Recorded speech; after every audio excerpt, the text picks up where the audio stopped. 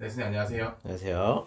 오늘 주제는 이제 국민의힘 이제 경선 중에서 이제 4명을 압축이 되었죠. 네. 이제 김문수, 그다음에 한동훈, 그다음에 안철수, 홍준표. 음. 이 중에서 네. 과연 누가 나올까요? 누가 나온다는 거는 누가 될 확률이 높냐, 뭐, 그 다음에 이제 네. 경합을 할 수 있는 사람을 이제 말씀하라 그 말씀이신 건데, 상당히 어려운 부분이죠. 왜냐면, 나름대로 좀 뭐 색깔 다 있는 부분이긴 한데, 네. 일단은 안철수 씨하고 이제 홍준표 씨 같은 경우에는, 네. 일단 운 자체가 그리 높은 편은 아니세요.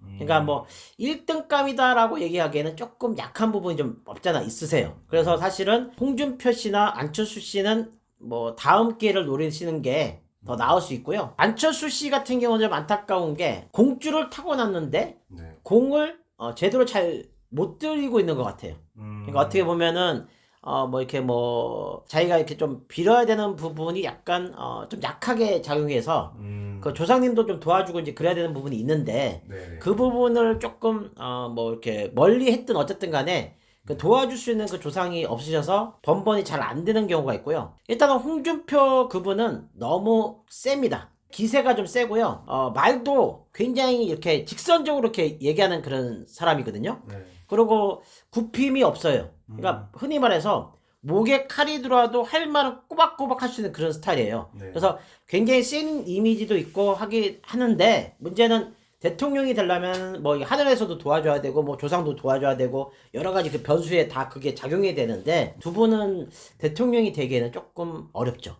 그리고 이제 한동훈 씨 같은 경우에는 우선은 그 당에서 이제 밀어줘야 되는 그 부분이 네. 약해요. 국민들이 좋아할 수 있는 부분이 있는데 문제는 당에서 자기가 이제 뭐 밀어줘 자기가 1등을 해야지만 이게 될 수가 있는 거잖아요. 네. 그러면은 거기를 먼저 다 섭외해서 내가 거기서 이기고 설득을 시키고 내 편으로 만든 다음에 뭐 경선에서 자기가 유리한 고지를 찾을 수가 있는 거지. 일단 너무 분열된 그 부분 또는 자기가 그 설득 부분이 좀 약해요. 그래서 당을 만약에 예를 들어서 설득해서 만약에 이분이 된다고 한다면 예를 들어서 네. 국민들의 그 지지를 받을 수 있는 가능성은 있죠. 근데 당에서 문제는 설득 그 부분이 약하기 때문에 그 부분이 좀 넘어야 될 사이라 판단되시고요. 네. 김문수 씨 같은 경우는 의외로 다크호스예요.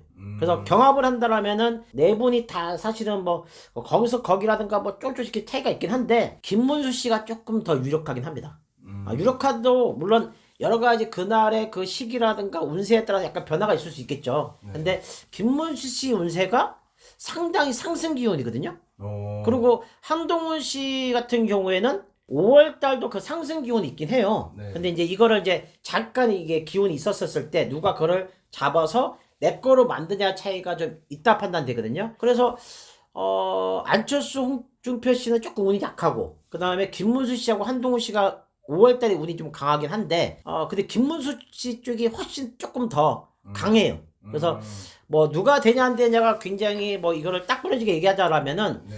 좀 어려운 부분이 좀 있긴 하네요. 김문수 씨가 조금 더 그 운세를 자기가 활용을 할 수 있는 그 가능성이 좀 높지 않냐라고 판단되세요. 네. 그러면은 결국에는 선생님께서는 생각하시기엔 국민의힘 후보로는 김문수가 나올 거다. 뭐 변수가 있습니다만, 네. 왜냐하면 워론에 따라 약간 차이가 있어서 김문수 씨가 될 가능성이 크다고 봐요. 근데 한동훈 그분이 이제 그 당을 잘 잡게 된다라면은 그분도 가능성이 없는 건 아니세요. 네. 근데 아무래도 김문수 씨가 훨씬 더 높다라고 판단되십니다. 네. 네. 벼락대였습니다.